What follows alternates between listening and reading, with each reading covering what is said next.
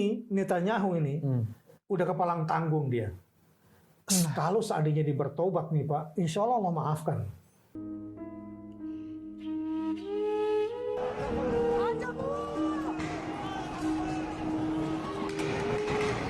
Warga Palestina berhamburan memasuki masjid di kompleks Al-Aqsa.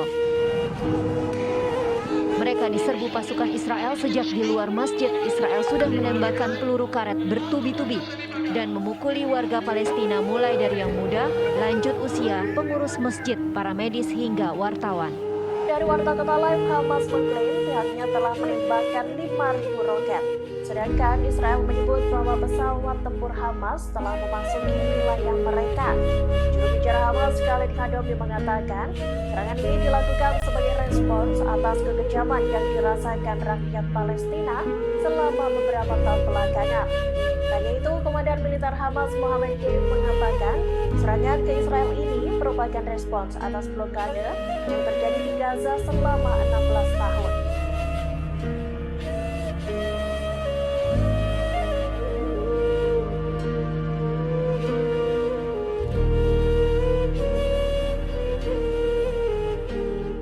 היום לא נראה בישראל. Untuk mengambil data kita, untuk mengeruk ekonomi kita, berbalik sekarang.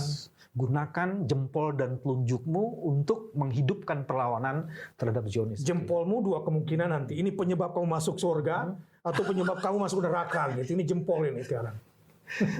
Ustaz, ada lagi yang menarik sebenarnya yang tidak banyak didiskusikan. Ternyata ekonomi Israel juga akibat perang ini atau karena perang ini udah mulai goncang tuh. Pastinya itu ya. Dan kemudian tuntutan warga Israel terhadap Netanyahu itu juga supaya dia mundur itu semakin menguat itu, Ustaz. Iya. Korupsi merajalela. Jadi ekonominya sekarang dia mau perang menunjukkan kedikjayaannya ternyata runtuh dan luruh gitu ya. Dan itu kayak 3 in 1 itu. Ekonominya mulai bermasalah, korupsinya merajalela, terus kemudian juga ada banyak masyarakat meminta ini mundur. Pak, ini kalau saya kan dari sisi agama nih saya melihatnya, ini udah ditebak dari Al-Quran, Pak. Di surah Al-Isra. Liyasu'u wujuhakum waliyadkhulul masjida kama dakhalu awwala marrah waliyutabbiru ma'alu tadbira. 3 langkah kehancuran Israel itu. Pertama, Allah akan datangkan orang-orang yang akan membuat wajahmu muram. Wajah muram ini simbol ya, wajah. Tapi wajah politik mereka sedang muram. Wajah ekonomi mereka muram. Wajah militer mereka muram semuanya, Pak. Inilah yang disebutkan di dalam Al-Quran. Tinggal selangkah lagi. Kita semua akan masuk Masjidil Aqsa dalam keadaan tegak dan merdeka, Pak. Ini bahasa agamanya nih. Jadi Pak Bambang tadi sebetulnya sedang membahasakan 3 tahapan di surah Al-Isra itu. Kalau ayat 4-7 Bapak baca itu dapat tuh. Inilah yang digambarkan Allah Subhanahu wa taala. Jadi bisyarah atau kabar gembira dari Allah ini betul-betul meyakinkan kita apa yang digambarkan oleh Al-Qur'an itu. Dan itu kelihatan Pak sekarang, Pak. Ya. Bahwa mereka tuh sekarang sedang muram, semuram-muramnya. Ini Netanyahu ini udah kepalang tanggung dia.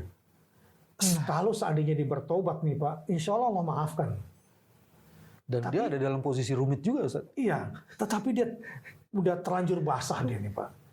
Itu kalau berhenti perang kemungkinan besar dia di penjara. Iya, betul. Kemungkinan besar dia di penjara. Iya. Jadi udah kepalang tanggung ini Pak. Kalau catatan saya, Ustaz, itu ada kasus 1.000, kasus 2.000, kasus 4.000. Jadi disebutnya kasus-kasus itu.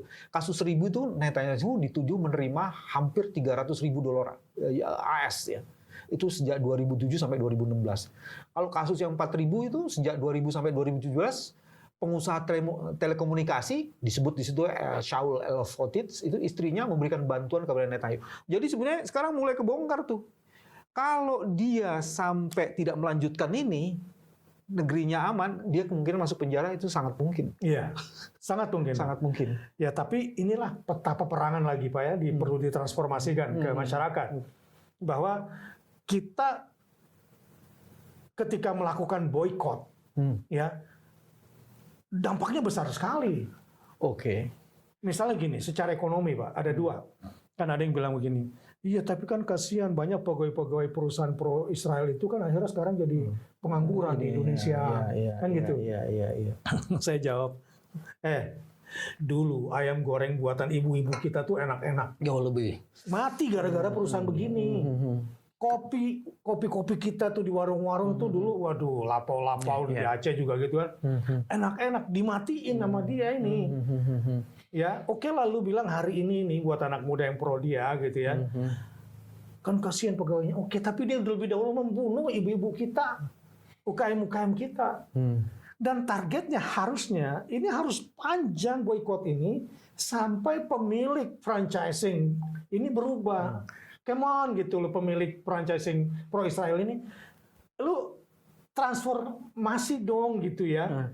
Transfer knowledge dong, masa selama-lamanya begitu terus sama mereka. Bikin merek baru yang lebih enak dari itu. Ada 3 gerakan yang menarik Ustaz, saya perhatikan kok dalam konteks ini. Yang pertama sekarang sudah muncul mana saja yang perlu diboikot. Informasinya bagus. Satu, terus kedua, bukan hanya boikot Ustaz. Mana saja penggantinya. Iya, bagus. Jadi udah muncul seperti itu. Iya. Mungkin tambah satu lagi nih yang belum ini.